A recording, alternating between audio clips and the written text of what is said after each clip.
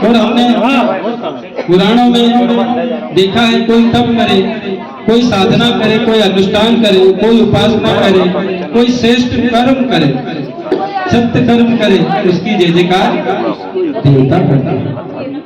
ऐसे बहुत बहुत सी कथा हमने भी पढ़ी है, आपने भी पढ़ी होगी, सुनी होगी, देखी होगी। नारद जी ने तप किया, देवताओं ने जय जयकार किया। विश्वामित्र ने तप किया, देवताओं ने जय जयकार किया। राम जी ने तप किया, उनकी जय जयकार हुई। कृष्ण जी ने तप किया, ये देवताओं का स्वभाव रहता है, कोई तप करे उसकी जय जयकार करते हैं। तो देवता कौन है? किसी का तप, साधना, अनुष्ठान, उपासना, किसी का सुख, संपत्ति, सफलता देखकर जिनके मुख से जय जयकार निकले, वही धरती पर देव समान।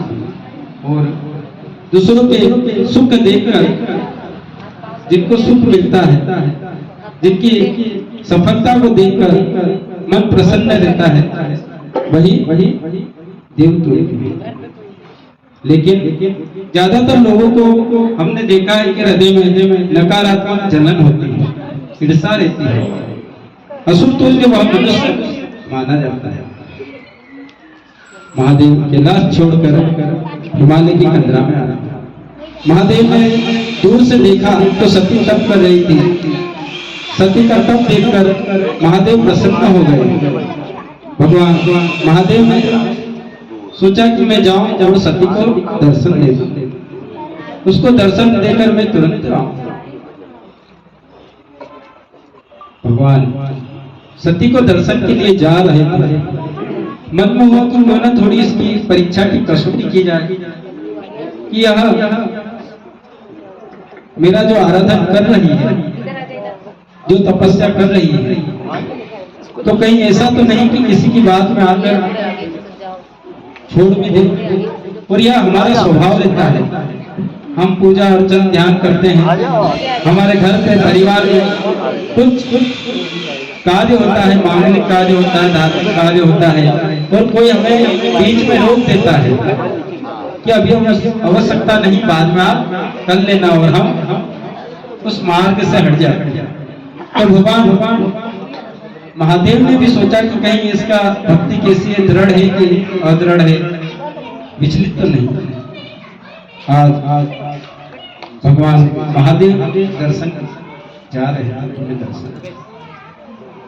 और भक्ति की कसौटी कुछ ऐसी रहती है कि जिस प्रकार हम परीक्षा देते हैं और परीक्षा में 35 नंबर आने पर हम पास हो जाते हैं, पर भक्ति की कसौटी में आपको 100 नंबर लाने पड़ते हैं। और परीक्षा में तो कोई दिखाने वाला भी मिल जाएगा और हम पास हो जाएंगे, पर यहाँ तो स्वयं को ही करनी पड़ती है। ऐसा नहीं कि हमारे लिए कोई दूसरा भक्ति करे। नरसिंह ने करी, तुकाराम ने करी, तुलसी जी ने करी, मीरा बाई ने। और इनकी निंदा कोई दूसरों ने नहीं करी, इनके ही परिवार समाज वालों ने इनकी निंदा करी। नरसिंह की कम हुई थी, मीराबाई की किन्होंने करी? इनके परिवार। भगवान शंकर जी ने एक व्रत साधु का सन्यासी का रूप लिया, सती की भक्ति की परीक्षा कर रहे हैं। आप शास्त्रों में पढ़ो ना पढ़ो कोई बात नहीं, पर एक भक्त मान करके गीता प्रेस की किताब आती है, जिसमें जितने भी पुराण हैं उनमें से कथाएं रहती है, कुछ भक्तों की कथा रहती है, उनका जीवन चरित्र रहता है कि उन्होंने कितना कष्ट सहन किया, तब जाके उनका नाम आज हम लेते हैं। ऐसा नहीं कि कष्ट सहन नहीं किया, बस थोड़ी सी साधना उपासना पूजन अर्चन करी और भगवान ने दर्शन दे दिया। और एक बात ध्यान रखें, दुख में मनुष्य परिपक्व होता है, उसमें एक हिम्मत आती है। जब दुख से घिरा रहता है तो उसे एक हिम्मत मिलती है कि मुझे इस दुख से कैसे निकलना है। इसलिए जीवन में कभी भी दुख आ जाए, गलती हो जाए, भूल हो जाए, कभी छोटा विचार नहीं करना चाहिए। और बहुत सारे लोग ऐसा कर लेते हैं। आजकल पढ़ाई लिखाई में स्टूडेंट पेपर में हम देखते हैं कई लोगों के जीवन में गलती हो गई, बहुत तनावग्रस्त हो गए, तो वो मनुष्य क्या कर लेता है? आत्महत्या। जो व्यक्ति, जो जीव परमात्मा का ने दिया उसको यह शरीर और वो आत्महत्या कर लेता है, वह सबसे बड़ा गुनहगार माना जाता है। हमारे शास्त्रों में कहा है, गरुड़ पुराण होती उसमें कहा है, श्री हरि विष्णु ने गरुड़ को की है ठग। कोई व्यक्ति आत्महत्या कर लेता है तो उसे मैं कभी माफ नहीं करता, उसे क्षमा कभी नहीं करता, क्योंकि मानव शरीर को अमूल्य कहा गया है, जिसका कोई मूल्य नहीं। और हम थोड़े से रोगग्रस्त हो जाते हैं तो कितनी जल्दी जाते हैं वैद्य के पास, डॉक्टर के पास, इस शरीर की सुरक्षा के लिए। किसी की आंख में थोड़ा सा कुछ भी कचरा आ जाए तो दिन भर मन लगता है? बिल्कुल। तो जिस प्रकार हमारा दिन भर मन नहीं लगता, कुछ आंख में आ जाए, कुछ भी हो जाए, तो जब ये जीव गलत काम करता है तो परमात्मा उसे कभी क्षमा नहीं करता, लेकिन भगवान उसको तो कभी माफ करते नहीं। कौन कौन ऐसे व्यक्ति जो जल में डूबकर मरता, जो जहर पीकर ट्रेन के नीचे अग्नि स्नान फांसी में अपने जीवन का अंत कर लेता है, उस जीव का उद्धार कभी नहीं होता। ऐसे पुराणों में कहा है, गरुड़ पुराण में कहा है, और पुराण में तो यहाँ तक कहा है कि कोई आत्महत्या करने का विचार भी करता है तो उसको 100 गाय की हत्या का पाप लगता है। और शिव महापुराण में धर्मराज के बारे में बताया है, यमराज के बारे में भी उसमें विवरण। जीवन मिला है तो आनंद से जी, दुकान नहीं चल रही है, कर्जा हो गया, नौकरी छूट गई, सब कुछ खत्म हो गया, ऐसा लगना लगे तो समझ लेना ठंडी की दिनों की रात है, थोड़ा समय ज्यादा रहेगा, पर शीघ्र ही सूर्य उदय होगा। जब सुख के दिन थे तब ऐसे विचार नहीं आए, तो आज दुख के दिन में हिम्मत हार गया। और एक बात विशेष ध्यान रखें कि आपके यहाँ जो पुत्र है, पुत्री है, उसको कभी ये ना कहे कि उनके बच्चों को देखो कितना अच्छा वो कर लिए, ये कर लिया, वो कर लिया, उनको कभी तनावग्रस्त मत करो, उसे हिम्मत बांधे कि ठीक है तू भी कुछ कर लेगा, भगवान ने कुछ तो लिखा होगा तेरे भाग्य में। मेरी दादी कहती थी कि घोड़े के भी दिन परिवर्तित होते हैं, जहाँ पे जो कचरा फेंकते गंदी चीजें, वहां पे भी मकान, भवन या मंदिर बन जाता है। आज भगवान साधु सन्यासी का रूप धारण करके और सती के पास पहुंचे, बहुत ही शांत। सती ने नेत्र खोले, वाह क्या बात है, आज मैंने नेत्र खोले और मेरे सामने साधु है, ब्राह्मण है, गाय है, ये आपको दिख जाए।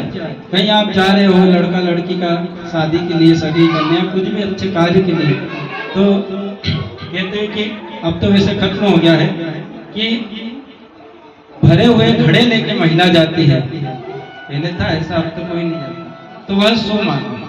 आज वो भी सिस्टम का है कि साइकिल से केन लेके कोई जा रहा है, बस वही आ रहा है, एक लोटा जल आ गया।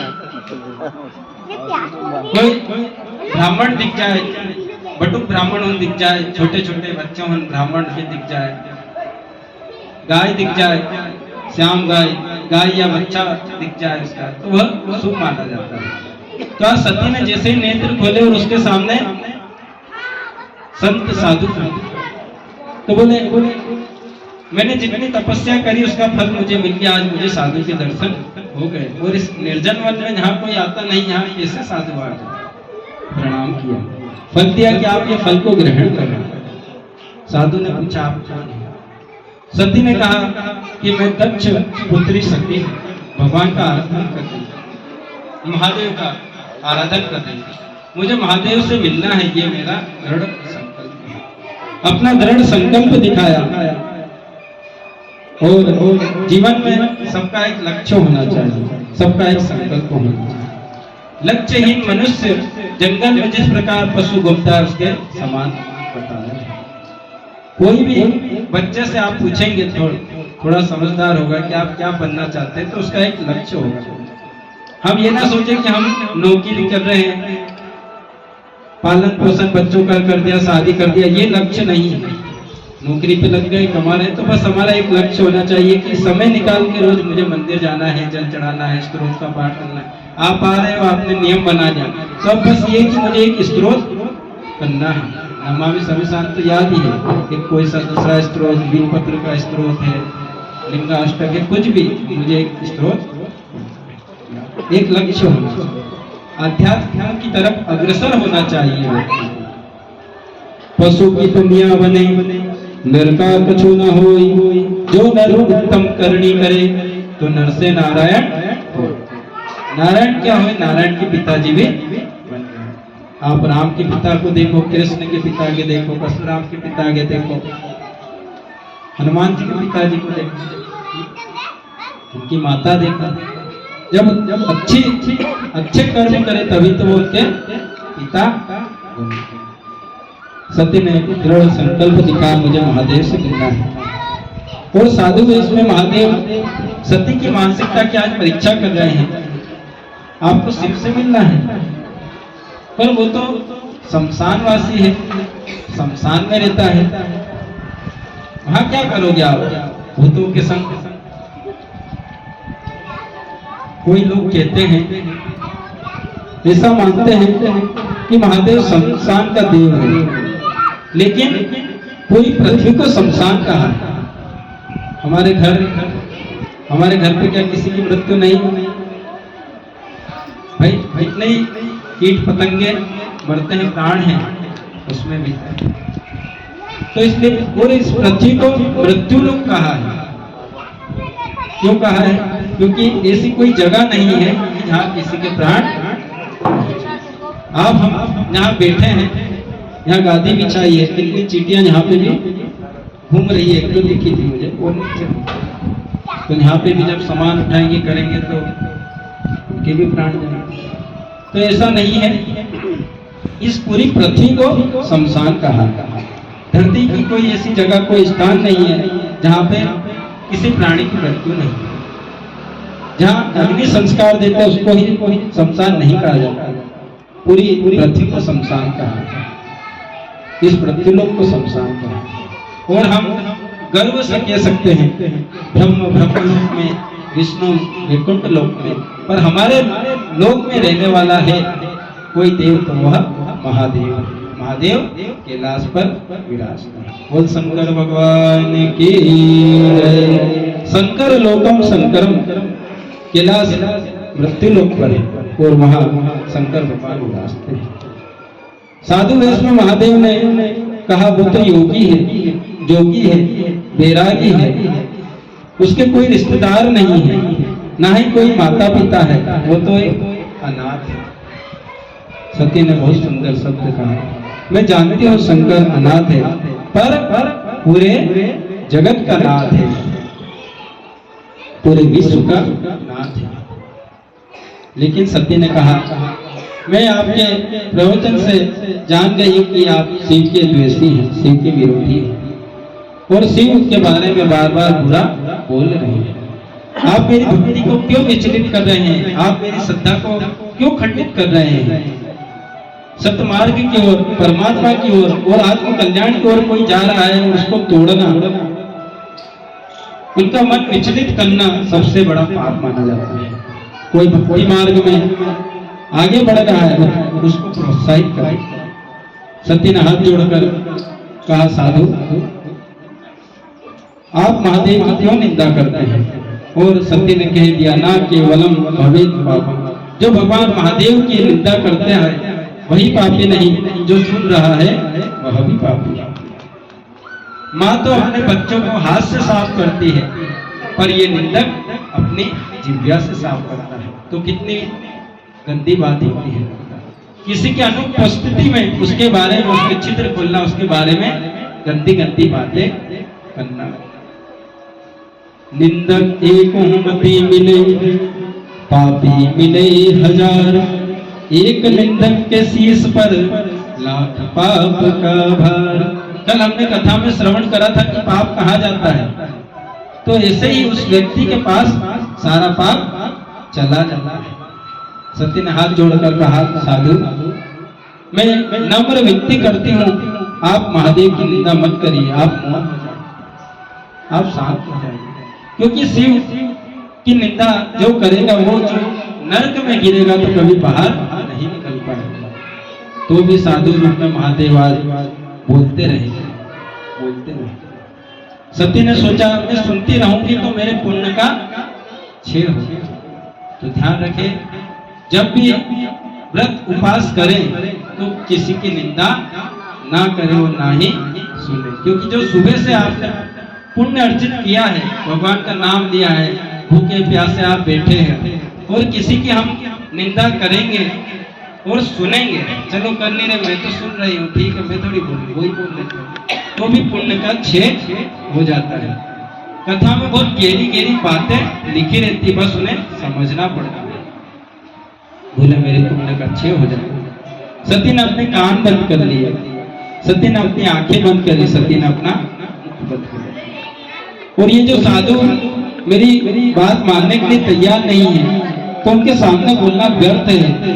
जो शिव का निंदक है उनका मुख देखना भी व्यर्थ है, सुनना भी व्यर्थ है।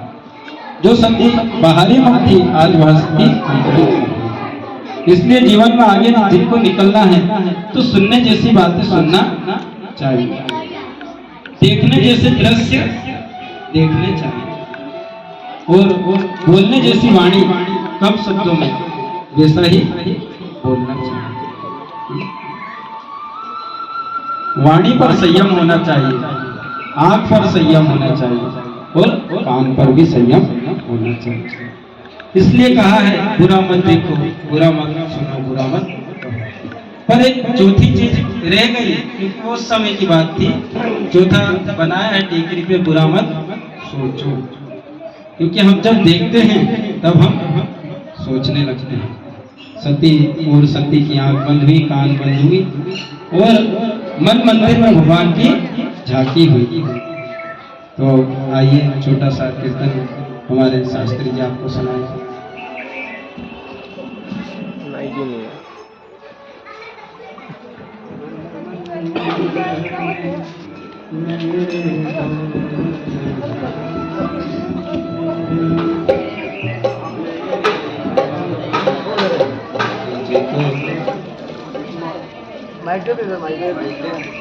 मन मंदिर में मेरे भोले, मन मंदिर में दो खड़ी जब तक बजा रहे। मन मंदिर में मेरे भोले, मन मंदिर में मेरे भोले, तुझको आज छुपा रखा है, तुझको आज छुपा रखा है। आकर तेरे दर पे भोले, आकर तेरे दर पे भोले, सबने शीश झुका रखा है, सबने शीश झुका रखा है। मन मंदिर में मेरे भोले, मन मंदिर में मेरे भोले, सबने शीश झुका है, सबने शीश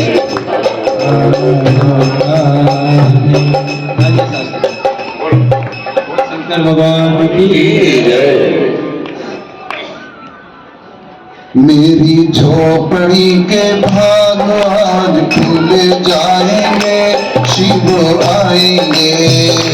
मेरी झोपड़ी के भाग आज खुल जाएंगे, शिव आएंगे। मेरी झोपड़ी के भाग आज खुल जाएंगे, शिव आएंगे। मेरी झोपड़ी के भाग आज खुल जाएंगे, शिव आएंगे, शिव आएंगे।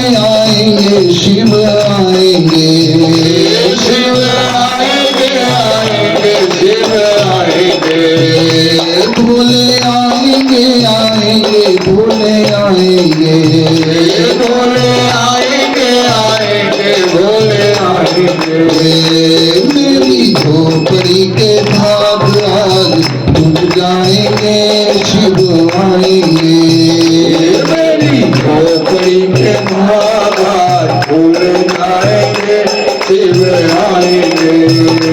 सारी दुनिया के नाथ हैं भोलेनाथ, सारी दुनिया के नाथ हैं भोलेनाथ, सारी दुनिया के नाथ हैं भोलेनाथ, सारी दुनिया के नाथ भोलेनाथ। गौरा मैया जी को, गौरा मैया जी को लेकर के वो साथ, गौरा मैया जी को लेकर साथ, करके नंदी की सवारी भोले डमरू धारी आ जाएंगे, करके नंदी की सवारी भोले डमरू धारी आ जाएंगे। शिव आएंगे, आएंगे शिव आएंगे, शिव आएंगे, आएंगे शिव आएंगे। मेरी झोपड़ी के भाग आज भूल जाएंगे, शिव आएंगे, मेरी झोपड़ी के भाग आज भूल जाएंगे, शिव आएंगे। आगे गणपति होंगे मुझ पर, आगे गणपति होंगे मुझ पर, आगे गणपति होंगे मुझ पर, आगे गणपति होंगे मुझ पर। कार्तिकेय भी आएंगे मोर चढ़ कर, कार्तिकेय भी आएंगे मोर चढ़ कर, लेके परिवार सारा त्रिपुरारी मेरे भाग्य जगाएंगे, लेके परिवार सारा त्रिपुरारी मेरे भाग्य जगाएंगे। शिव आएंगे, आएंगे शिव आएंगे, शिव आएंगे, आएंगे शिव आएंगे। मेरी झोपड़ी के भाग आज खुल जाएंगे, शिव आएंगे, मेरी झोपड़ी के भाग खुल जाएंगे, शिव आएंगे। श्री शिवाय नमस्तुभ्यं, श्री शिवाय नमस्तुभ्यं, श्री शिवाय नमस्तुभ्यं, श्री शिवाय नमस्तुभ्यं, श्री शिवाय नमस्तुभ्यं, श्री शिवाय नमस्तुभ्यं, श्री शिवाय नमस्तुभ्यं, श्री शिवाय नमस्तुभ्यं। मुझे भोलेनाथ लगते हैं प्यारे, मुझे भोलेनाथ लगते हैं प्यारे, मुझे भोलेनाथ बड़े प्यारे लगते, मुझे भोलेनाथ बड़े प्यारे लगते। गौरा मैया जी के साथ बड़े जचते, गौरा मैया जी के साथ बड़े जचते, गौरा मैया जी के साथ बड़े जचते, गौरा मैया जी के साथ बड़े जचते। आज भक्तों के घर आके मीठा मीठा डमरू बजाएंगे, आज भक्तों के घर आके मीठा मीठा डमरू बजाएंगे। मेरी झोपड़ी के भाग आज खुल जाएंगे, शिव आएंगे, मेरी झोपड़ी के भाग आज खुल जाएंगे,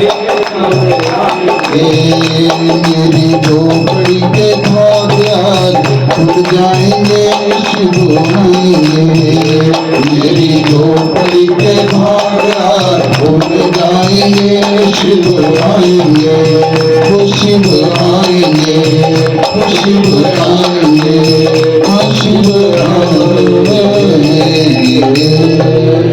शंकर भगवान की जय। सती ने आज भगवान को पहचान लिया। हाथ जोड़कर कहा, आप सन्यासी वेश में शिव हैं, आप मुझे मूल रूप में दर्शन दो। तब शंकर भगवान ने सती को दर्शन दिया और कहा, सती आप वरदान मांगो। सती ने कहा, भगवान आपके साथ में विवाह करा। बोले दूसरा वरदान मांगो। बोले सुंदर श्रृंगार करके आपके साथ विवाह करो, योगी की तरह नहीं। भगवान ने सती को वरदान और सती तब पूर्ण करके ब्रजेश नगर पहुंचे और शंकर जी कैलाश चले। सती का आगमन हुआ, तपस्या पूर्ण करके सती आ रही है। तब पूरे नगर वासियों ने मान सम्मान से सती का स्वागत किया, जय जयकार होने लगी। हमारे राजा की पुत्री सती तपस्या करके आई है। लोग सती को प्रणाम करने लगे, सती का स्वागत करने लगे और सती अपनी माता वेणी को कहने लगी कि माँ, आपके आशीर्वाद से महादेव मुझे मिले और भगवान शंकर ने मेरे साथ विवाह करने के लिए वचन दिया।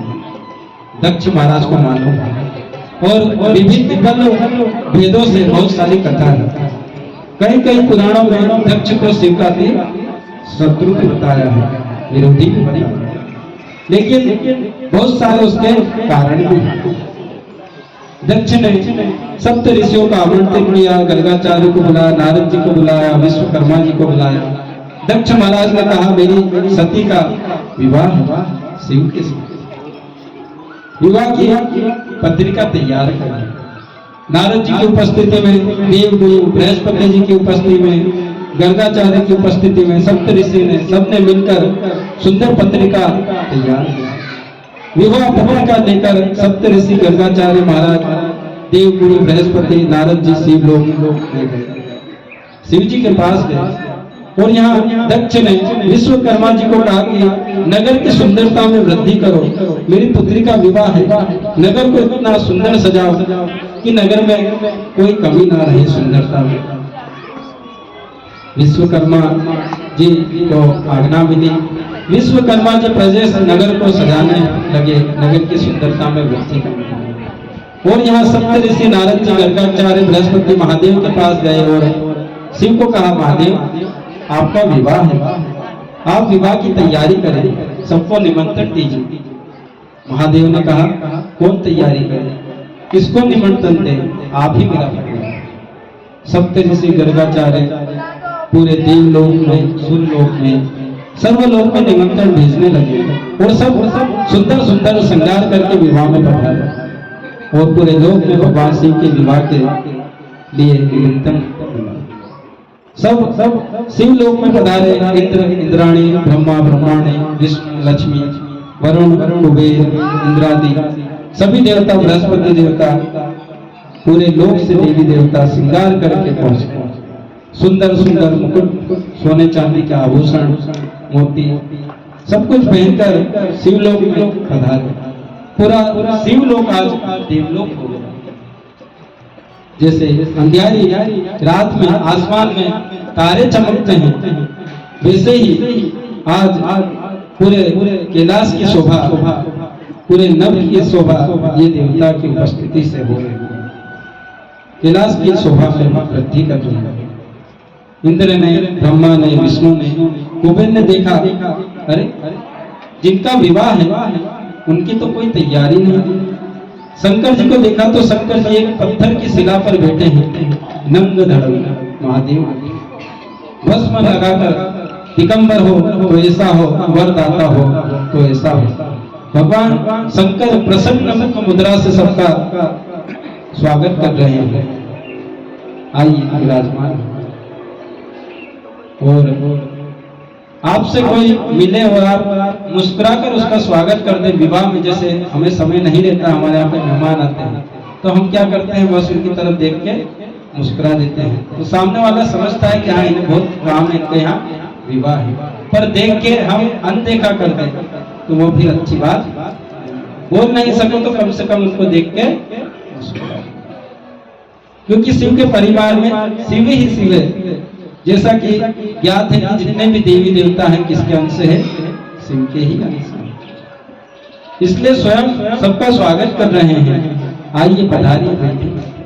सभी देवता परस्पर बात करने लगे। हम सब विवाह में आए हैं, सुंदर श्रृंगार करके आए हैं, मुकुट धारण करके आए हैं, कीमती वस्त्र पहनकर आए हैं, यहाँ पहुंचे हैं, लेकिन जिनका विवाह उनके अंग पर एक मृग चर्म के सिवा कुछ भी नहीं है, उनका विवाह कैसे हो सकता है? और यह भी हम कहते हैं हमारे परिवार में जिसका विवाह होता है कि आज तुम्हारा विवाह है, कि थोड़ा तैयार तो रहो।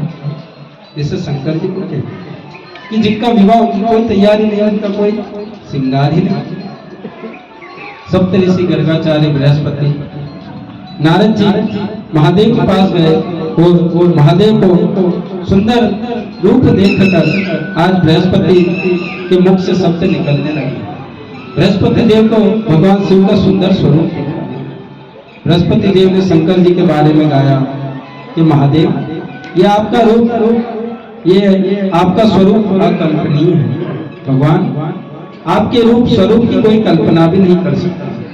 बृहस्पति की दृष्टि में भगवान महादेव कितने महान है, महादेव का रूप स्वरूप कितना श्रेष्ठ है, कितना सर्वोपरि है, ये सप्त प्रसाद बृहस्पति ने। नमो रुद्राय नीलाय भीमाय पथमनि कपर्दिने सुरेशाय व्योमाय केशाय नमः। कपर्दी अर्थ है झुकी हुई, बुद्धि हुई जटा, जिनकी जटा का कोई अंत नहीं, भगवान शंकर की ऐसी जटा है। कैसी जटा? व्योम केशाय, व्योम का अर्थ है आकाश, केश का अर्थ होता है बाल।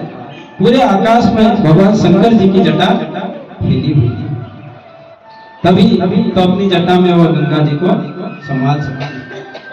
जिनकी छोटी छोटी जटा होगी वह थोड़ी संभाल सकता है।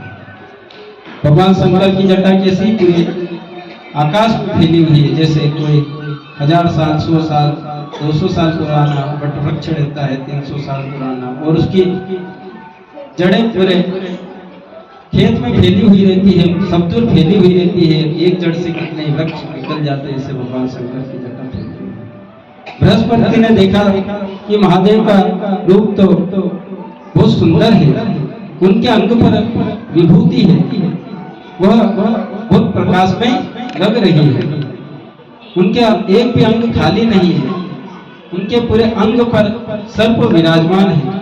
कोई सर्प नीचे से ऊपर जा रहा है, कोई ऊपर से नीचे, कोई एक भुजा से दूसरी भुजा में जा रहा है, कोई सर्प तीसरे नेत्र में फुकार मारकर अग्नि की वृद्धि कर रहा है। कभी कभी अग्नि तो इतनी प्रचंड हो जाती है कि चंद्रमा दिखाई भी नहीं देता। वालाय पतिये नमः, शिव का रूप है। भगवान शंकर को देखकर बृहस्पति जी कहने लगे, भगवान महादेव इतना भयंकर और विराट रूप है, पर मन को शांति देने वाला यह आपका रूप है, आपका स्वरूप है। सोमाय सोमनाथाय, शांति देने वाले भगवान महादेव आप हैं। महादेव, आपके पास जो ध्वजा है और ध्वजा में जो नंदी का चित्र है, जो धर्म प्रतीक ध्वजा है, वह बहुत शोभायमान लग रहा है। भगवान शंकर के बारे में बृहस्पति ने गाया, उमापति महादेव मैं आपको प्रणाम करता हूँ। ये बृहस्पति ने भगवान महादेव के बारे में गाया है। वृषभ ध्वजाय सोमाय सोमनाथाय संभवे, भगवान महादेव मैं आपको प्रणाम करता हूँ। ऐसी बहुत सारी लंबी लंबी स्तुति का गायन किया बृहस्पति देव ने, और बृहस्पति देव ने नारद जी और गर्गाचार्य मिलकर, सप्त ऋषि मिलकर महादेव के विवाह की सुंदर सुंदर तैयारी करने लगे। शंकर जी ने कहा कि प्रभु, शंकर जी को कहा कि प्रभु आप तैयार हो जाइए। तब शंकर जी ने कहा मैं तैयार हूँ और आप सब भी तैयार हैं, तो चलो निकलते हैं। तब नारद जी ने कहा, महादेव आपने सती को कैसा वरदान दिया था? शिव ने स्वयं ने कहा कि सती को वरदान देकर आया हूँ कि सुंदर श्रृंगार करके विवाह करना। तब नारद जी कहने लगे कि आप वरदान देकर आइए तो सुंदर श्रृंगार करिए आप। आपके पास कोई श्वेतांबर, पीतांबर, नीलांबर, सोना चांदी, मोती के आभूषण हो तो आप लाइए, दीजिए हमें, हम आपका सुंदर श्रृंगार करा। महादेव ने मुस्कुराकर कहा, श्वेतांबर और पीतांबर की क्या बात करो, एक मृग चर्म जो मेरे पास है वही है, दूसरा मृग चर्म मैं नहीं। मैं जीव नहीं, मैं शिव हूँ।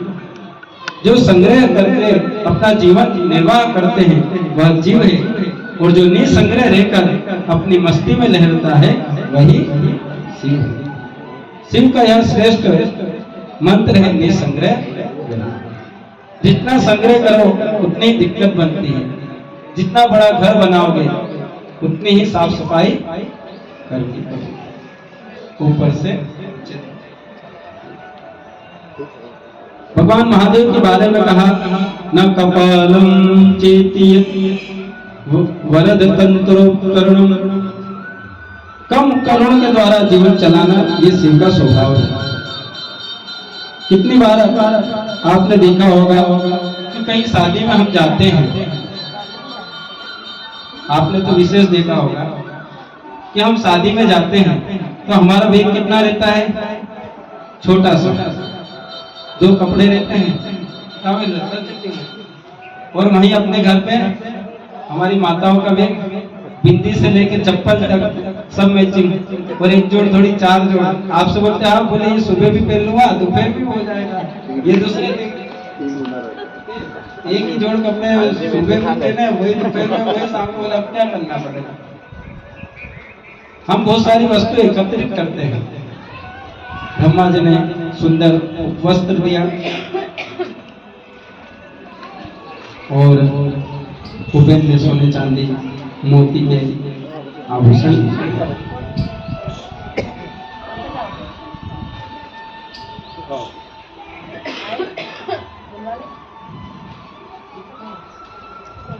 महादेव ने कह दिया, बृहस्पति नारद जी मेरे अंग पर जो है वही है, मैं संग्रह नहीं करता। शिव एक ऐसे देव है जो निसंग्रह देव है, उनके पास कुछ भी नहीं है, सब कुछ देने में समर्थ है, ये भगवान शंकर है, इसलिए वरद कहते हैं। इसी समय देवताओं ने नारद जी को कहा कान में, नारद जी पूछिए महादेव को, शिव जी के पास कुछ पहनने के लिए नहीं है तो हमारी वस्तु उनको पहनने के लिए दे। नारद जी ने पूछा, महादेव सभी देवता कहते हैं कि उनकी वस्तु आपको पहनने के लिए दे। महादेव ने मुस्कुराकर कहा, नारद जी ये देवता कैसे कहते हैं कि उनकी वस्तु मुझे पहनने के लिए दे, लेकिन उनके पास जो वस्तु है वही सब उससे लेके गए हैं वरदान स्वरूप, तो मुझे कैसे दे सकते हैं। और आज आपको ज्ञात होगा, हमको ज्ञात होता है, मम्मी या पापा बच्चे बोलते हैं कि मैं ये आपके लिए लाया। पैसा किससे लिया? आपसे। वो लाए किसके लिए? आपके। आपके पैसे की चीज आप ही को देंगे और कहेंगे क्या? मैं लाया। ऐसे ही सभी देवता कह रहे हैं कि भगवान के पास कुछ भी नहीं हो तो हम अपनी वस्तु दें उनको पहनने के लिए। भगवान ने कहा ये उनकी कैसे हो गई, मेरे पास से तो लेके गए थे। जैसे एक बच्चा बोलता है पिताजी दे दो, ऐसे ही देवता तपस्या साधना करके मांग मांग के ले गए मुझे। लेकिन शंकर जी बोले नहीं, शंकर जी मौन रहे। और मैं फिर से कहता हूँ, महापुरुषों का लक्षण है मौन, साधुओं का लक्षण है मौन रहे। मुस्कुराहट से बात हो गई, और कभी कभी आपने देखा होगा मुस्कुराहट से भी बात हो जाती है, और कभी कभी आंखों से भी बात हो जाती है। ये हमने अधिक देखा। जैसे इसके 2 है सीधे। आपके यहाँ कोई मेहमान आया, पति पत्नी को, पत्नी पति को देखे, न जाने क्या बात हो जाती है। वो पूछती है कि बनानी है क्या चाय, वो नहीं, ये खास नहीं है, बच्चा इसको तो अभी नहीं दे क्या। वो बातचीत करते रहते हैं, फिर वो पत्नी बोलती है आपको कहीं जाना था ना? भले नहीं जाना। बोला हाँ जाना है। पता है चाय का खर्चा होगा, उसको वैसे ही बिना चाय पिलाए भेज देते हैं।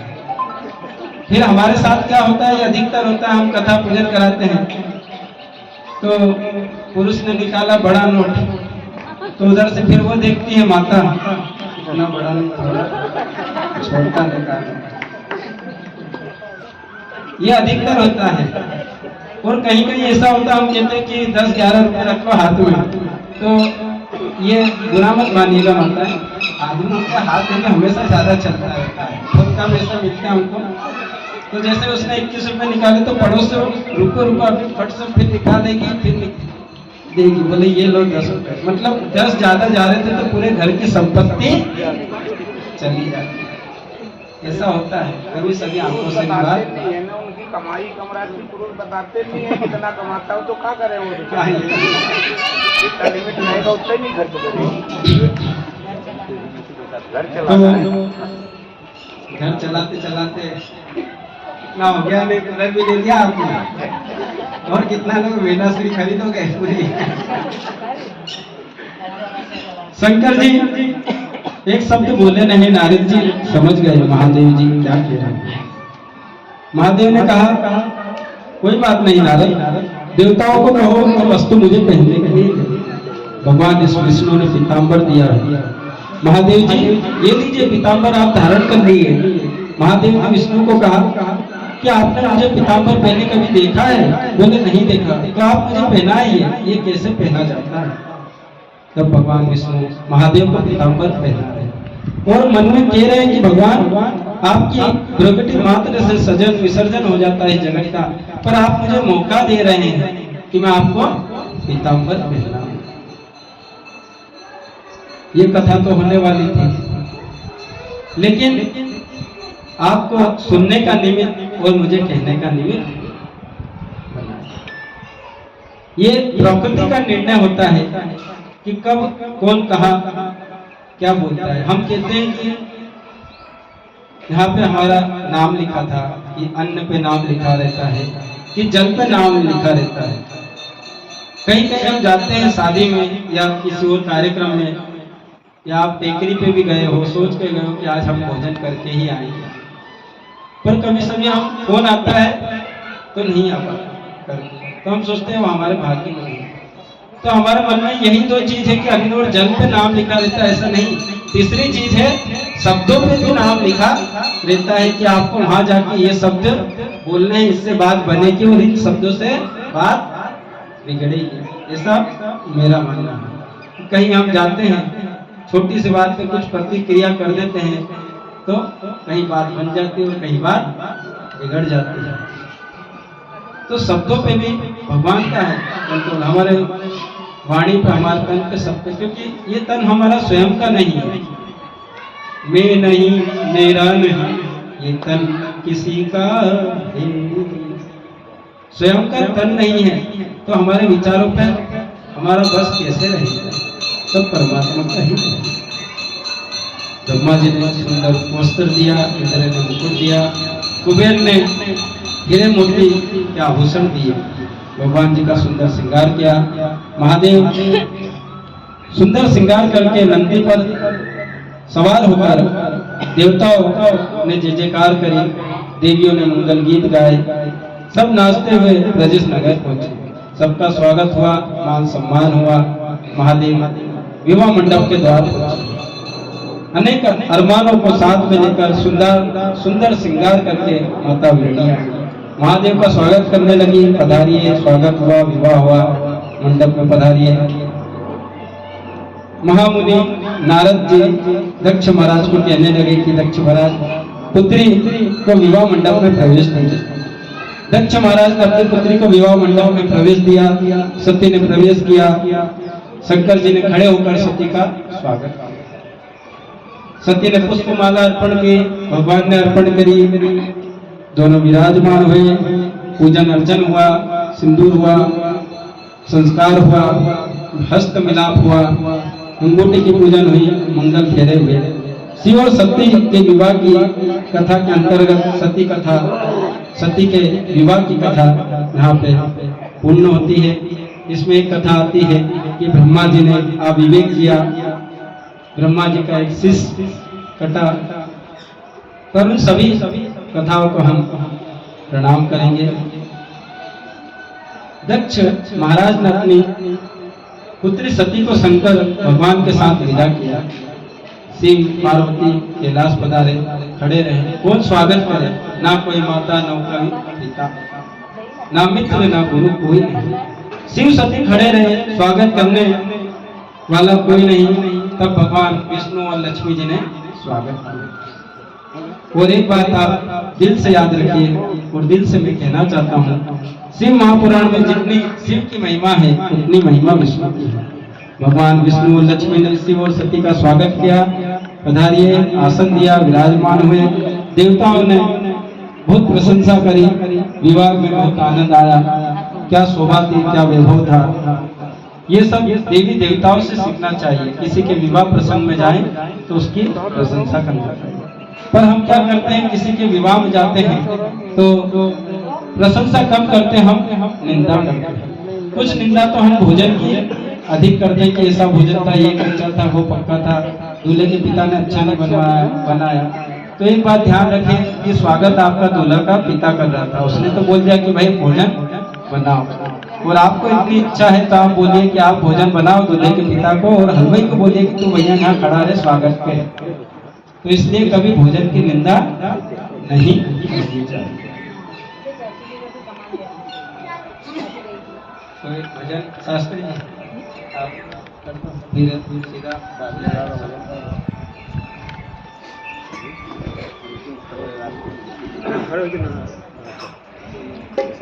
देखिए, जिसको अच्छा लगेगा तो खुद ही झूमेगा। अब हम यहाँ से क्या बोले।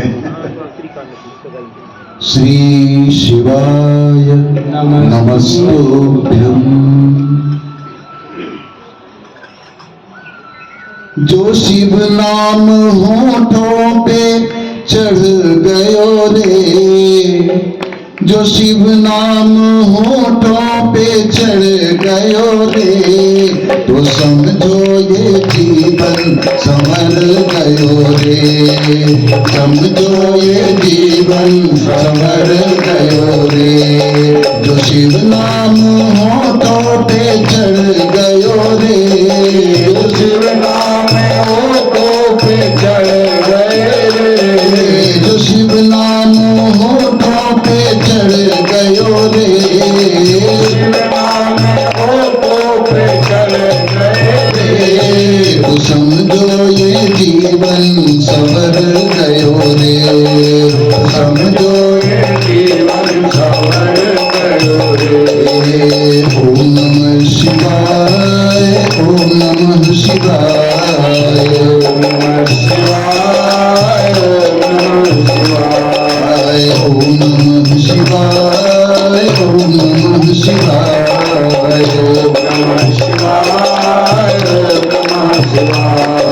जो शिव नाम होठों पे चढ़ गयो रे, शिव नाम होठों पे चढ़ गए रे, तो समझो ये जीवन संवर गयो रे, समझो ये जीवन संवर गयो रे। मन में बसा ले तू शिव का शिवाला, मन में बसा ले तू शिव का शिवाला, मन में बसा ले तू शिव का शिवाला, मन में बसा ले तू शिव का शिवाला। साथों चलेगा तेरे वो डमरू वाला, साथ चलेगा वो डमरू वाला, साथ चलेगा तेरे वो डमरू वाला, साथ चलेगा तेरे वो डमरू वाला। मन शिव की, ओ मन शिव की भक्ति में रम गयो रे, मन शिव की भक्ति में रम गयो रे, तो समझो ये जीवन संवर गयो रे, तो समझो ये जीवन संवर गयो रे। जो शिव नाम होठों पे चढ़ गयो रे, जो शिव नाम होठों पे चढ़ गयो रे, तो समझो ये जीवन संवर गयो रे, समझो ये जीवन संवर गयो रे। जग की ये माया बड़ी ही उलझा जग की माया बड़ी उलझावे, जग की माया बड़ी उलझावे, माया बड़ी उलझावे। पुण्य कर्म भक्ति के आड़े आवे, पुण्य कर्म भक्ति के आड़े आए, पुण्य कर्म पुण्य कर्म भक्ति के आड़े आवे, पुण्य कर्म भक्ति के आड़े आवे। शिव जी ने हाथ सिर पे धर दियो रे, शिव जी ने हाथ सिर पे धर दियो रे, तो समझो ये जीवन सवर गयो रे, तो समझो ये जीवन सवर गयो रे। जो शिव नाम होठों पे चढ़ गयो रे, शिव नाम होठों पे चढ़ गयो रे, तो समझो ये जीवन सवर गयो रे, समझो ये जीवन सवर गयो रे, तो समझो ये जीवन सवर गयो रे, समझो ये जीवन सवर गयो रे। बम बम भोले जी का नाम बड़ा प्यारा, बम बम भोले जी का नाम बड़ा प्यारा, नामों ने लाखों को पार उतारा, नामों ने लाखों को पार उतारा। बम बम भोले जी का नाम बड़ा प्यारा, भोले जी का नाम बड़ा प्यारा, नामों ने लाखों को पार उतारा, नामों ने लाखों को पार उतारा। भोले ने हाथ पकड़ लियो रे, भोले ने हाथ पकड़ लियो रे, तो समझो ये जीवन सवर गयो रे, तो समझो ये जीवन सवर गयो रे। जो शिव नाम होठों पे चढ़ गयो रे, जो शिव नाम होठों पे चढ़ गयो रे, तो समझो ये जीवन सवर गयो रे, तो समझो ये जीवन सवर गयो रे, तो समझो ये जीवन सवर गयो रे, तो समझो ये जीवन सवर गयो रे। बोल शंकर भगवान की जय। शिव और सती ने सुंदर विहार किया, सुंदर लीला किया। उसमें विहार करते करते है वही मतलब बैटरी है ना, अगर बैटरी जब तो उसको मूव करता है ना इधर, पावर नहीं रहेगा तो कैसे। शिव और सती ने सुंदर विहार किया, सुंदर लीला की। विहार करते करते विचरण करते करते कुंभद ऋषि के द्वार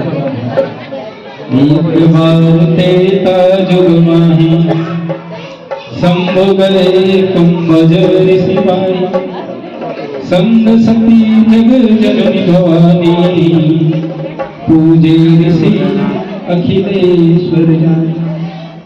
एक बार त्रेता युग में शिव जी अगस्त ऋषि के पास पहुंचे, उनके साथ जगत जननी भवानी सती ऋषि ने संपूर्ण जगत की ईश्वर जानकर उनको पूजन किया, उनका स्वागत किया। कहत सुनत रघुपति गुण का था, कछु दिन कहा रही गिरना था। मुनि सब विदा मांगित पुरारी, चले भवन संग दक्ष कुमारी। श्री रघुनाथ जी के गुणों की कथा है, सुनते सुनते कुछ दिन तक शिव जी वहां रहे। फिर मुनि उनसे विदा मांगकर शिव जी दक्ष कुमारी सती के साथ घर कैलाश की ओर चले। जय सच्चिदानंद जग पावन, अस कहीं चले हूँ मनोज सावन। चले जात शिव सती समेता, पुनि पुनि कुलपति कृपा। जगत को पावन करने वाले सच्चिदानंद आपकी जय हो, राम आपकी जय हो। कृपा निधान शिव जी बारंबार आनंद से पुलकित होते हुए सती जी के साथ चले जा रहे हैं और कहते जा रहे हैं कि राम आपकी जय हो।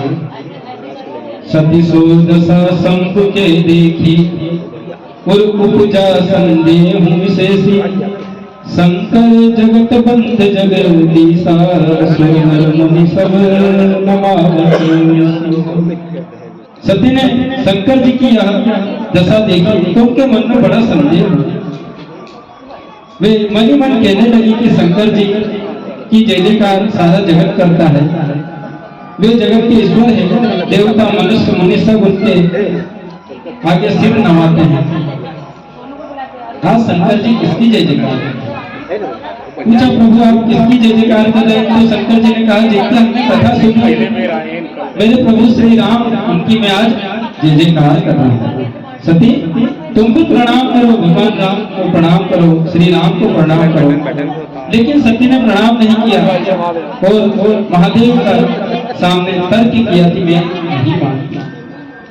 जो तुम्हारे मन अति संदेह तो कीन जाई परीक्षा नहीं। जो तुम्हारे मन में बहुत संदेह है तो तुम जाकर परीक्षा क्यों नहीं करते? पुनि पुनिर्दय विचारु करी धरि सीता करो आगे होई चली पंथ तेई जय आवत नरभू। सती बार मन में विचार कर सीता का रूप धारण करके उस मार्ग की ओर आगे हो चली जिस मार्ग से श्री राम जी आ रहे थे। त्रेतायुग चल रहा था। वैसे ये सुनाने का तो मैं आपको सुना सकता था, इसमें से सिंपल तौर पे लिख के, पर मैंने सोचा कि क्यों ना तुलसी जी का सहारा लिया जाए। राम करे मानस का तो थोड़ा अच्छा रहेगा। और फिर आप सब मेरी माताएं हैं, पिता तुल्य बैठे हैं, आपने मुझे अवसर दिया तो क्यों ना इसी के साथ थोड़ी अच्छी, क्योंकि अपना घर है जो तैयारी के लिए सुनिए। यह अभी का प्रयास है, उस समय पहले ही मैंने पढ़ी थी तो लिखा है। लक्ष्मण दीप कुमार कृत भय ब्रह्मदेव विशेषा कहीं ना सकल कछुअति गंभीरा प्रभु प्रभाव जानता। सती के बनावटी वेश देखकर लक्ष्मण ने चकित हो गए कि ये कहीं माता तो नहीं है, और उनके हृदय में बड़ा भ्रम होने लगा कि ये कोई सीता माँ तो नहीं है। वो गंभीर हो गए, कुछ कह नहीं सकते। कैमरा चल रहा है। धीर बुद्धि लक्ष्मण प्रभु श्री राम जी के प्रभाव को, उनकी माया को मैंने ये नाचेंगे तो मैं बजा दूंगा। जोड़ी पूरी प्रभु की पिता समेत तैयारी कर नाचे तो हम भी हाथ से बजा पहले प्रभु ने हाथ जोड़कर सती को प्रणाम किया और पिता सहित की मैं दशरथ पुत्र राम अपना नाम बताया। फिर कहा बृहस्पति शिव जी कहाँ है? आप यहाँ निर्जन वन में अकेले क्यों फिर रही है?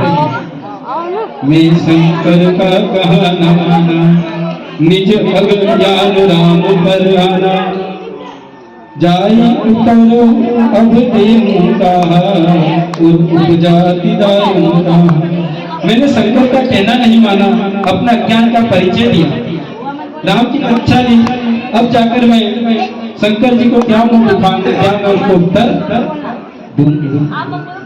गई समीत महेश तब हंसी पूछी कुशलता लीनी परीक्षा कवन विधि कहूँ सत्य समझा। जब पास पहुंची तब श्री शंकर जी ने हंसकर कुशल प्रश्न किया, तुमने राम जी की किस प्रकार परीक्षा ली? सब मुझे बतलाओ, सच सच कहो। कछुना परीक्षे कीने कौसारी कीने प्रणाम तुम्हारी हिना।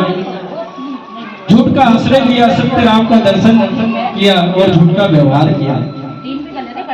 सती ने शिव जी से छुपाव किया और कहा कि हे स्वामी, मैंने कुछ भी परीक्षा नहीं ली, वहां जाकर बस आपने जिस प्रकार प्रणाम किया था वैसे ही मैंने प्रणाम किया। सती की सीता कर वेशा शिव और अभय निषाद विशेषा, जो अब कहूँ सती सब प्रीति, मिटहि भगवती प्रभु पतु होई अनिति। सती ने सीता का वेश धारण किया। यह जानकर शिव जी के हृदय में बड़ा विषाद हुआ, बड़ा उन्होंने सोचा कि यदि मैं अब सती से प्रीति करता हूँ तो भक्ति मार्ग लुप्त हो जाता है और बड़ा अन्याय होगा। शंकर जी के मन में आया कि सती के इस शरीर के से मेरी प्रीति पति पत्नी रूप में भेंट नहीं हो सकती। ऐसा शिव जी ने अपने मन में संकल्प कर लिया। शंकर जी ऐसा विचार कर अपने घर कैलाश को जा रहे हैं। उसी समय सुंदर आकाशवाणी हुई, महेश आपकी जय हो, महेश आपकी जय हो, बोल शंकर भगवान की जय। आज सभी देवता उनकी जय जयकार करने लगे।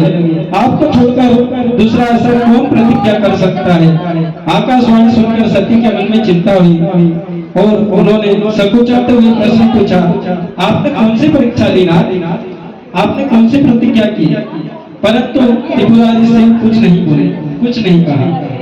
तब सती समझ गई, शंकर रूप अवलोकी भवानी, प्रभु मोहि तजहु हृदय कुलानी।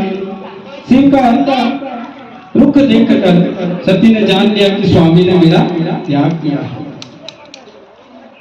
यही विधि दुखित प्रदेश कुमारी, अखतनी दारुण दुख भारी, बीते संवत सहस्र 87 तजी समाधि भ्रम संपूर्ण। सती बहुत दुखी थी।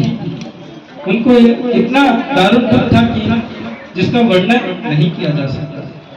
87,000 वर्ष बीत जाने पर अविनाशी शिव जी ने समाधि खोली।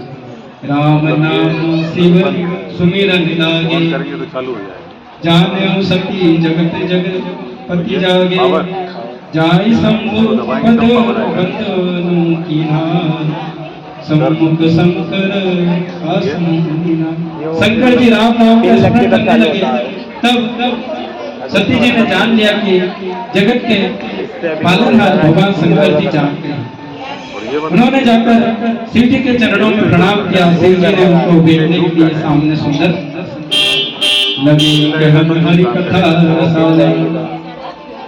शिव जी भगवान हरि की 10वीं कथा कहने लगे, कथित सती को कथा सुनाने लगे। तो इसी समय प्रजेश नगर में यज्ञ का प्रारंभ हुआ और सती को ज्ञान हुआ, मेरे पिताजी ने यज्ञ का प्रारंभ किया है। और सती ने शिव से कहा कि हमें भी चलना चाहिए। तो शिव जी ने कहा, सती तेरे पिता के साथ मेरा थोड़ा मन दुखा है। मैं भी सारण में ऋषि यज्ञ कर रहे थे, मैं भी गया था, मैं ध्यानस्थ था। तुम्हारे पिता देवी देवताओं के साथ आए, सबने प्रणाम किया और मैं प्रणाम करना भूल गया क्योंकि मैं ध्यानस्थ था। तो उस समय तुम्हारे पिता ने मेरा अपमान किया, बहुत कटु वचन कहे और कहा कि मैं भी एक बार भगवान शिव का अपमान करूंगा, मैं भी यज्ञ रखूंगा और शिव को आमंत्रित नहीं करूंगा और मुझे नहीं बुलाने के लिए यज्ञ का आयोजन किया। सब बात उन्हें समझाई तो हमें नहीं जाना चाहिए, पर आज सती मानने को तैयार कि नहीं, आप नहीं जाते हैं तो मुझे तो जाना है, मेरे को जाऊं। क्योंकि आज सती दुखी थी, वो जाग गई थी कि स्वामी ने मेरा त्याग किया। बोले हमें नहीं जाना चाहिए, हमें निमंत्रण नहीं, मुझे जाना है। भगवान ने शिव ने कहा कि आपकी इच्छा है जाने की, आप जाएं। तो भगवान शिव ने सती के साथ बहुत सारे गण भेजे और कहते हैं इतने गण साथ में थे कि प्रजेश नगर से कैलाश तक के गणों की लाइन। आज सती ने प्रजेश नगर में प्रवेश किया और जैसे ही प्रवेश किया तो जहाँ वही लोग सती का स्वागत कर रहे थे, वंदन कर रहे थे, जब सती तपस्या करके आई थी, आज वही लोग सती की निंदा कर रहे हैं कि तो कैसे ही आ गई, बिना बुलाए आ गई, अकेले आ गई, इसका स्वामी तो आया नहीं। और इसलिए ध्यान रखिएगा, समाज में भी ऐसा है, जो आपका मान सम्मान करता है वही बाद में आपका अपमान करता है। जो आपको आज मान करेगा वही आपकी अपमान करेगा, वही आपकी निंदा करेगा। इसलिए जीवन में एक बात याद रखिए कि जब आप प्रगति करते हैं और आपकी कोई प्रशंसा करता है तो हमें प्रसन्न नहीं होना है, हमें प्रफुल्लित नहीं होना है, क्योंकि आपकी प्रगति में आपकी प्रशंसा का कोई मोल नहीं। और जब आप प्रगति कर रहे हो और आपकी जब कोई निंदा भी कर रहा है तो उसके विषय में भी नहीं सोचना चाहिए, क्योंकि स्वामी विवेकानंद कह गए कि अपने जीवन में एक लक्ष्य बनाओ और तब तक प्रयास करते रहो, चलते रहो, बढ़ते रहो जब तक अपने लक्ष्य को हासिल ना कर पाओ। इसलिए जिनको आगे निकलना है, जिनको बढ़ना है, बस उनके लिए जीवन में एक ही लक्ष्य होना चाहिए, आगे बढ़ते रहना चाहिए, बढ़ते रहना। सती आज पिता के घर गई, सब मेहमान भी बोलने लगे, विरोधाभास वातावरण हो गया। सती माँ के पास गई और आप देखना दुनिया में सभी का प्रेम का अस्त्र है, स्वार्थ लागत करत सब प्रीति। जिनमें स्वार्थ रहेगा जब तक प्रीति रहेगी, और जहाँ स्वार्थ छूटा, ये मेरा टीवी का पन्ना, ये तुम्हारा इस पर अच्छी बन गई, मुझे पूरी मिल गई, आवाज कम करें, तो आवाज कम करे, मुझे चूड़ी ऐसी उसको से, वो बाद में आरती के बाद आप कर लेना एक्सेल जिसको जैसे, और ज्यादा हो तो जिसको अच्छी मिले उसके घर जाके लगा लेना, मेरे घर जाके लगा लेना, चले। और कहीं खड़ी रहे तो बोलना भाभी हमारे 3-4 खड़े हैं, बोलना ये मेरे को ये थी पर ये इनने ले दी, तो फिर दे ही दे। अभी ध्यान से आप सुने। तो विरोधाभास वातावरण हो गया, सबके प्रेम का अस्त्र हो सकता है पर माँ की प्रेम का। माँ मिली पुत्री से कहा, बेटी तुम जाओ यज्ञ नारायण भगवान का दर्शन करो। आपके यहाँ पे भी कोई आता है, अपना कथा वार्ता पूजन होती है, तो हम बैठ के बातें नहीं करते कि आओ बैठो, हम पहले कहेंगे कि जा भगवान के दर्शन कर, फिर हम बातें करेंगे। तो इसे माँ ने कहा कि पुत्री जाओ यज्ञ नारायण का दर्शन करो, फिर आओ और हम सुख दुख की बातें करते हैं। पर आज माँ को पता नहीं था कि सती के साथ अंतिम मुलाकात। इसलिए कभी भी घर से कहीं जाए तो जैसे किसी के घर में लड़ाई झगड़ा होता है, वो बाहर निकल जाता है, तो एक बात ध्यान रखें कि कहीं भी जाए तो झगड़ा कर यात्रा नहीं करना चाहिए। उस समय हमारे मन में वही घर की बातें होती है और हमें कुछ रास्ते में क्या आ रहा है क्या नहीं हो रहा है कुछ दिखाई नहीं देता है। और ज्यादातर केस ऐसे ही आते हैं, जैसे कि झगड़ा करके गया था और आगे पता है फिर पेपर में। तो अपने कमरे में जाएं, सोने जाएं, तो माता पिता है, वयोवृद्ध माता पिता है, परिवार है, तो उनसे मिलकर जाएं, क्योंकि अभी वह है, आपको उनकी वैल्यू पता नहीं है कि वो कितने कीमती चीजें आपके लिए भगवान है वो। और जब वो चले जाएंगे तब आप इस 4 दीवारी में अकेले रहोगे, आपसे कोई बोलने वाला भी नहीं। अभी आप जिनको पुत्र पुत्री करते हो उनकी विवाह हो जाएगी और वह भी दूर हो जाएगी, कमाने में लग जाएंगे, फिर पूरा घर में अपन अकेले। तो जो माता पिता है उनका सम्मान करोगे, तो जब आपके पुत्र देखेंगे कि मेरे माता पिता ने दादा दादी का कितना सम्मान किया है, तब वह आपका मान सम्मान करेंगे। और आप नहीं करोगे तो वो भी नहीं, जैसा बोगे वैसा पाओ। माता विरणी को पता नहीं था कि आज अंतिम मुलाकात है। यज्ञशाला में गई, सब देवताओं का स्थान देखा, पर ईशान कोण आज सुनसान पड़ा है, वहां शिव नहीं है।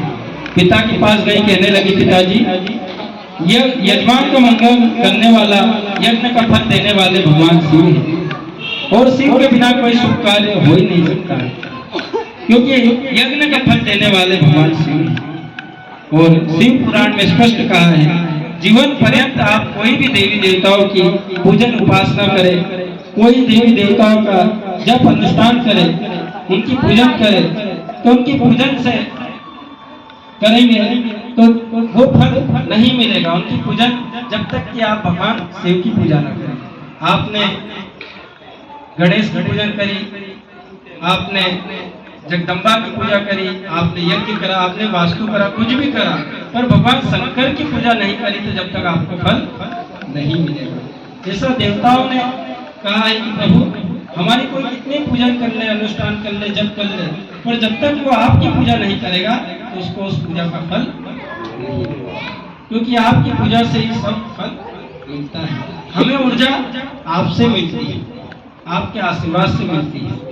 इसलिए आपने देखा होगा कि अपने घर में मान लीजिए आपका परिवार है, कोई आपके माता पिता का सम्मान नहीं करेगा तो आप उसका सम्मान नहीं करेंगे। ऐसे ही ये शिव का परिवार है। जब तक हम शिव की पूजा अर्चना दर्शन नहीं करेंगे तो कोई देवी देवता हम पे प्रसन्न नहीं। यजमान का मतलब मंगल करने वाले भगवान शिव। और पिताजी दक्ष को कहना निंदा ना करें। आज भगवान शिव की निंदा कर रहा है, सती का अपमान कर रहा है। तब सती जगदम्बा रूप में प्रकट हुई और कहा कि दक्ष आप भूल गए हो, आपने तपस्या करी और मैंने आपको वरदान दिया, वचन दिया। मैं आपके यहाँ पे आई पधारी और मैंने कहा था कि जब आप मेरा अपमान करोगे तब मैं देह को त्याग करूंगा। सती ने योग द्वारा चंद्रमौली बृहस्पति को याद किया, अग्नि को प्रकट किया और इस शरीर को शांत किया। यही कारण हिम गिरिग्रह गायी जन्मी पार्वती तनु पाई। सती ने मरते समय भगवान नारायण हरि को याद किया, वरदान मांगा कि मेरा जन्म हर जन्म भगवान शिव के चरणों में अर्पण है, मैं हर जन्म में भगवान शिव का स्मरण करती हूँ। इसी कारण हिमालय के घर जाकर पार्वती बनी। और एक बात कहूँ, आप के घर जो बेटी है उसका कभी अपमान। आज पिता दक्ष पुत्री का अनादर किया, परिणाम क्या हुआ? सती ने देह त्याग किया और शांत किया शरीर को। वहां कैलाश में भगवान को ज्ञात हो गया, सती ने देह त्याग कर दिया है। जटा में से वीरभद्र को प्रकट किया, वीरभद्र को कहा यह दक्ष का अभिमान पूर्ण करो, उसने यज्ञ का विध्वंस करो, जो बीच मां है सभी को मृत्यु प्रदान करो। अब वीरभद्र गए, सभी के साथ युद्ध करने लगे, परास्त करने लगे। सब देवी देवता जाने लगे क्योंकि आकाशवाणी हो गई थी कि जिनको अपने प्राण प्यारे हो वो यहाँ से चले जाओ। और यही दुनिया है। रघु ऋषि भगवान महादेव को याद करने लगे क्योंकि वीरभद्र ने दक्ष का सिर काट कर अग्नि में गिर गया था, भस्म हो गया था। महादेव प्रकट हुए। रघु ऋषि ने कहा कि मेरे दक्ष को जीवित करें। भगवान शंकर ने कहा मस्तक लाओ, फिर वही बकरे का मस्तक लाता है, जोड़ा जाता है संजीवनी विद्या के द्वारा। और दक्ष महाराज भगवान से क्षमा याचना करते हैं कि मैंने अभिमान युक्त आपका अपमान किया, मुझे क्षमा करो। प्रभु ऋषि जैसे मेरे समर्थ गुरु थे, तो आज मैं पुनः आपके सामने हुआ हूँ। पर जिनके पास कोई गुरु नहीं होगा, जिनके पास कोई मार्गदर्शन कराने वाला नहीं होगा, तो उनकी हालत क्या होगा? इसलिए जीवन में गुरु होना आवश्यक है। हम गुरु बनाते हैं पर क्या करते हैं? बहुत सारे हमारे भी हैं शिष्य, गुरु जी पिताजी के भी हैं, जाते हैं बोलते पंडित जी आप आना, हमने मकान बनाया, आप देखना कुछ गलत हो। अब वहाँ जाते हैं, घर पे कहते हैं बोला मकान तो पूरा बना लिया, आपको तोड़ेगा थोड़ी। जो चीज जहाँ बनाने की होती है वहाँ वो नहीं बना। गुरु किसके निमित्त है कि आप कुछ कार्य का प्रारंभ करो तो पहले उनसे सलाह करें। इस निमित्त गुरु बनाए जाते हैं। तो वही कहा कि जिनके गुरु नहीं होंगे उनकी क्या हालत होगी। हाथ जोड़कर क्षमा याचना करी महादेव से। दक्ष ने महादेव ने कहा कि दक्ष जो व्यवहार हमें अच्छा लगता है दूसरों के साथ वही व्यवहार हम करें। हम दूसरों की निंदा करेंगे, दूसरे के साथ अभिमान युक्त अपमान करेंगे तो वह सब हमारे साथ भी होने वाला है। सबके साथ मीठा बोलिए, शुभ वाणी में बोलिए। और दक्ष महाराज ने क्षमा मांगी और दक्षेश्वर महादेव लिंग रूप में भगवान प्रकट हुए। महादेव ने सती का शव उठाया, सती का शव लेकर हिमालय पहाड़ी कंदरा में चट्टानों में एक चट्टान से दूसरी चट्टान तक जाने लगे। पुराणों में उल्लेख है सती ने अपने देह का त्याग किया। महादेव ने इतना प्रेम करते थे सती से, उसके विरह में शंकर जी को आंसू आने लगे, रोने लगे। जहाँ जहाँ आंसू गिरे वहाँ वहाँ रुद्राक्ष प्रागट्य हुआ, यह कथा में बताया है। और महादेव की दशा देखकर देवताओं ने कहा विष्णु जी को कि आप महादेव के लिए प्रिय हैं और वो आपके लिए प्रिय हैं। महादेव की ऐसी दशा रहेगी तो संसार के लिए अच्छा नहीं होगा। आप कुछ करिए। तब विष्णु भगवान ने चक्र को आज्ञा दी। महादेव घूमते रहे एक पहाड़ से दूसरी पहाड़, कभी गोदी में रखे कभी कंधे पे, और सुदर्शन ने अपने चक्र के द्वारा उनके जो शरीर था, देह था, उसका काटना चालू करा और हमारे 52 शक्तिपीठ हुए। जहाँ जहाँ गिरे वहाँ वहाँ पे ज्योति प्रकट हुई और दीप प्रकट हुआ। बाबा सती के देह से छूट गए और हिमालय के पहाड़ में जाकर ध्यानस्थ हो गए। और इधर सती ने हिमालय जी के यहाँ पे जन्म लिया, इसलिए कहा कि यही कारण धीरे धीरे रह जाए जन्म पार्वती। हिमालय राजा के यहाँ मीनावती के यहाँ पार्वती का जन्म हुआ और यहाँ भगवान शंकर जी हिमालय में ध्यानस्थ है। आज की कथा को यहाँ पर हम विश्राम देंगे। कल आपको पार्वती और कार्तिक और गणपति जी की कथा में बोल शंकर भगवान की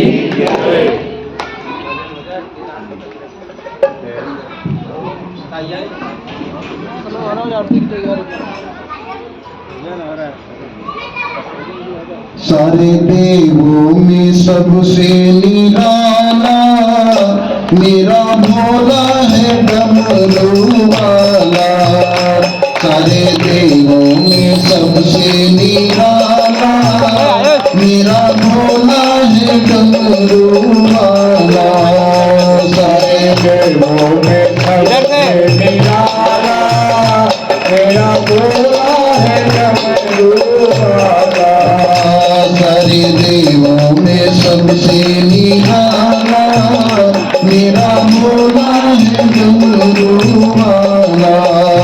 सारे देवों में सबसे निराला मेरा भोला है डमरू वाला। मेरा भोला है डमरू वाला। मेरा भोला है डमरू वाला। मेरा भोला है डमरू वाला। मेरा भोला है डमरू वाला। सारे देवों में सबसे निराला मेरा भोला है डमरू वाला। सारे देवों में सबसे निराला मेरा भोला है डमरू वाला। जन्मदाता यही है विधाता यही, जन्मदाता यही है विधाता यही, जन्मदाता यही है विधाता यही, जन्मदाता यही है विधाता यही। दीन दुखियों की बिगड़ी बनाता यही, दीन दुखियों की बिगड़ी बनाता यही। खोल देता है किस्मत का ताला मेरा भोला है डमरू वाला।